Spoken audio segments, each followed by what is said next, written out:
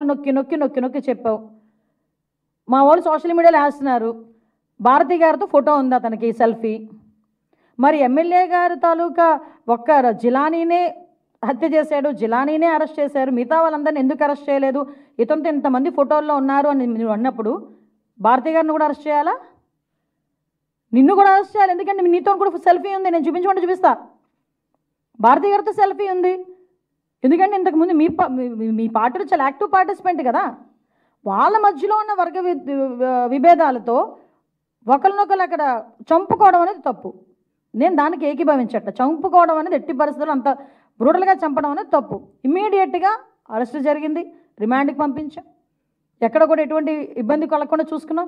నువ్వు వెళ్ళి రెచ్చగొడుతున్నావు, మళ్ళీ అక్కడికి వెళ్ళి వినుకుండా నువ్వు వెళ్ళి అక్కడ రెచ్చగొట్టి నువ్వు మళ్ళీ తిరిగి మాట్లాడితే పరిస్థితి వచ్చిందంటే ఒకసారి నీ తాలూకా మైండ్ సెట్ ఒకసారి ఆలోచించు. నువ్వు మళ్ళీ ఈరోజు ఎంత దారుణం అంటే గవర్నర్ గారి దగ్గరికి వెళ్తావట. ఓ పని చేయండి, గవర్నర్ గారి దగ్గరికి వెళ్ళేటప్పుడు మీరు కూల్చేసిన భవనాలు, అదేవిధంగా ఇక్కడ డీజీపీ ఆఫీస్ పక్కన, ఎందుకు ఈ ఎగ్జాంపుల్ చెప్తున్నానంటే డీజీపీ ఆఫీస్కి కరెక్ట్గా 1 కిలోమీటర్ దూరంలో ఉన్న పార్టీ ఆఫీస్ మీద నువ్వు దాడి చేసావు. ఈరోజు చంద్రబాబు నాయుడు గారు చలో ఆత్మకూరు పెడితే అక్కడికి వెళ్ళి చంద్రబాబు నాయుడు గారి ఇంటి గేట్లకి వెళ్ళి పెద్ద పెద్ద రాడ్లు తాడులు కట్టి బంధించావు. చంద్రబాబు నాయుడు గారి ఇంటి మీదకి నీ తాలూకా ఎమ్మెల్యే ప్రమోషన్ గురించి చంద్రబాబు నాయుడు గారి ఇంటి మీద జోగి రమేష్ వెళ్ళి దాడి చేశాడు.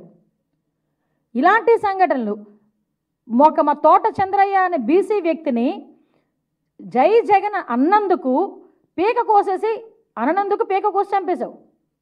మరి వీటన్నిటి మీద మేము ఎవరి దగ్గరికి వెళ్ళాలి? ఆ రోజు మేము వెళ్ళి ఉండాలి. ఆ రోజు ఇవన్నీ మేము ఆ రోజు ఇలాంటి సంఘటనలు మేము కూడా ఒక బుక్ వేసాం. ఆ రోజు జరిగిన సంఘటనలన్నీ నేను అథెంటికేషన్గా ఉమెన్ ప్రెసిడెంట్గా ఉండేటప్పుడు మహిళా కమిషన్ చైర్పర్సన్ దగ్గరికి వెళ్ళి అమ్మ ఇంతమంది మీద అఘాయిత్యాలు జరిగినాయి, ఇంతమంది మీద హత్యలు జరిగినాయి, విత్ క్రైమ్ నెంబర్స్ నేను తీసుకెళ్ళి ఇచ్చాను. నీ దగ్గర అలాంటి అథెంటికేషన్ ఏదైనా ఉందా? నీ దగ్గర అలాంటి ప్రూవ్ ఏమైనా ఉందా? తీసుకొచ్చి చూపించు. నేను ఈరోజు హోమ్ మినిస్టర్ హోదాలో అడుగుతున్నాను. నేను మానేసి వేగ్గా మైక్ ఉంది కదా, నాకు ఒక ఛానల్ ఉంది కదా, నోటుకు వచ్చినట్టు మాట్లాడతాను, ప్రిపేర్ అయ్యి వచ్చాను, ఎవడు మధ్యలో అడ్డగించొద్దు, ఎవడు మధ్యలో ఆపొద్దు అని చెప్పి నోటుకు వచ్చినట్టు మాట్లాడేస్తానంటే ఎందుకు చట్టం ఊరుకోవాలి అని అడుగుతున్నా. ఆ రోజు నువ్వు ఎవరినైతే ఉపయోగించుకొని, పోలీసులను ఉపయోగించుకొని ఎంతమంది మీద ఇబ్బంది పెట్టావు. ఈరోజు పోలీసులకి సంబంధించి నేను చూస్తూ ఉంటే నిజంగా చాలా బాధ అనిపిస్తూ ఉంది నాకు. వాళ్ళ పరిస్థితి ఏంటా అంటే ఈరోజు కనీసం పోలీసు వ్యవస్థ ఒక ఇన్వెస్టిగేషన్కో, మీకు విషయం చెప్పాలండి, ఇక్కడ ఫోరెన్సిక్ ల్యాబ్ కేవలం అమరావతిలో ఉన్న పాపానికి దానికి సంబంధించి డబ్బులు కూడా ఇవ్వలే తెలుసా మీకు? మళ్ళీ ఈరోజు మేము 9 కోట్ల సెంట్రల్ గవర్నమెంట్ని తెచ్చుకున్నాం. దానికి ఒక అమరావతిలో ఉన్నది అన్న ఒకే ఒక పాపాన్ని